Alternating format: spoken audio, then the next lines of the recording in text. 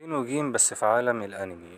ما إيه معنى مثلا اسم جوجو ساتورو؟ والله جوجو اللي هو اسم العيلة معناه الشرع أو الطريق الخامس، وساتورو معناه الحكمة أو الاستنارة. طب ايه هو الرقم الحلقة اللي هي بعد فاصل السنتين بالظبط؟ حلقة رقم 517. عد الجمايل يا عم.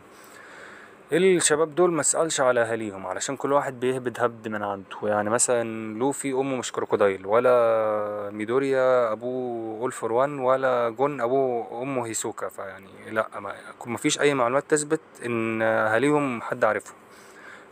ما تبحثش عنهم، يعني دي المعلومة اللي يعني. بص، في هنا بقى سؤال: اتاك اون تايتن ولا وان بيس؟ جيم اوف ثرونز ولا بريكنج باد؟ يعني برشلونة ولا الريال؟ يعني كريستيانو ولا ميسي؟ فانا بحب اقول لك استمتع يا ابني بالحياة وسيبك من المقارنات الهبلة دي، وعيش حياتك واتفرج على الحاجات دي كلها ممتعة. يلا يا عم، انجوي وسبسكرايب.